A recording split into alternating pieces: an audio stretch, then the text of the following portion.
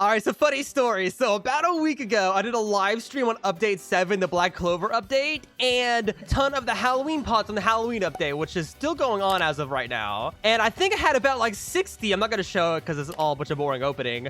But during the update, I managed to get super lucky, and I actually rolled Brook, which, as you can see, I already maxed it out, but I actually got another Halloween unit finally. I got Peruna and Brook. I'm not going to go for the other one because the other one isn't that good, and I don't really have time to grind the Halloween event anymore, you know, unless I roll Spooky Fortune. So I managed to get Brook. Now, a couple days ago, I was doing a Spooky Fortune. I just randomly checked it after it reset one day, and I managed to roll 4 out of 5, which is 40,000 candy. As you can see, 40,000, which is insane.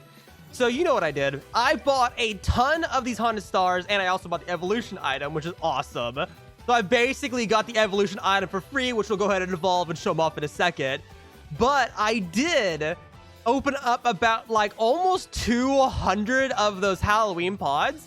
I did get insanely lucky with them too. Look at this. On the skins menu, I managed to get a second Irwin outfit. I think this is the original one I had. I got another Irwin, which I can go ahead and show. This blue one, you can't really see it with my current head, but I managed to get another one of the mythical Irwins, which is a 0.25% chance, and there is no pity or extra luck on that. So that is insane. I also, you probably already saw it, I rolled another unit. I rolled a second Peruna, which I'm happy about, but also kind of sad that it wasn't the other unit, because I wouldn't hate having all the units. But I did get another one of this, so I have both of these units, non-evolved and evolved now, and also the Brooks. This is pretty exciting. But yeah, I literally rolled 4 out of 5 on the Spooky Fortune, which I'm so excited about. That is such a low rate. Imagine it was 5 out of 5 though. A million. That's like 2,000 pods. That's insane. But I do have Brook here, which is supposed to be a really cool support. I don't know what it does, though. I forgot. Let me go check real quick. Okay, well, if you upgrade this one will either buff range or damage occasionally. Okay, that's pretty cool. We'll test that in a moment. Let's go ahead and evolve you with the Soul Guitar. We gain 50% more attack and Soul King, which gives it its ability. So there we go. Evolved Brook, which is awesome. And this unit also has a cosmetic too, which is probably the coolest cosmetic on the Halloween update, not gonna lie. Yeah, this is pretty cool. I like this. All right, let's go test out what this unit's damage is, because it does have a pretty high placement damage, as you can see. 9,000 placement. Where does that put it on my team? Okay, that is my third highest placement damage out of all my units I own. That is awesome. Okay, let's go see how strong it is now. I will say, though, despite having really high placement damage, ooh, that's cool. His range is very short, though. Look at that. That is really cool. I like that. That is very satisfying. Okay, let me go ahead and max out my money real quick. And there you go, max money. So let's go ahead and start upgrading it. So I have been watching it, and oh my gosh, the short range and really long cooldown does not make this a starting unit at all. Oh my gosh. But let's actually upgrade it. First upgrade is 13.6 thousand damage, 0.4 less cooldown, and 1 more range that it desperately needs. There we go. 22,000 damage already on 2 upgrades? That is awesome. Okay. 8.1 cooldown and 12.5 range. And also, let's go ahead and place an Asta to get rid of those. 30,000 damage, 7.6 cooldown, and 13 range, another 0.5, which is very much needed yet again. Then Soul Forte, 37.9 thousand damage. This is actually really high damage. Oh my gosh. I'm actually kind of surprised at that number. 7.6 cooldown and 0.6 more range. So that is nice. Turns into a circle AoE, and whoa, look at that. It's a pretty big circle AoE. It's a pretty big circle AoE too. Let's see what it does again. That is cool. Even plays as a guitar. Let's get closer. Oh, that is cool. I like that. Okay, let's keep going. 45,000 damage. Oh my gosh. 7.1 cooldown and same range. Then 53,000 damage, 6.7 cooldown, and 14.1 range again. And then Soul King. This is the ability we got for evolving it. I think from now on, it's going to buff units every time it attacks. 58,000 damage, though. Cooldown goes up by a lot, which definitely shows that it's a support unit. Just out of curiosity, what's the DPS right now?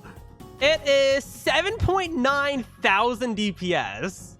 And if I do the upgrade, it goes down to 5,000. So if you're going for damage, don't go to Soul King. Oh my gosh, okay. Let's do the upgrade and full AoE. Okay, that kind of makes sense because it buffs units. Oh my gosh, that is so cool. Look at that attack. Oh wait, super long cooldown. Never mind, you can't look at it.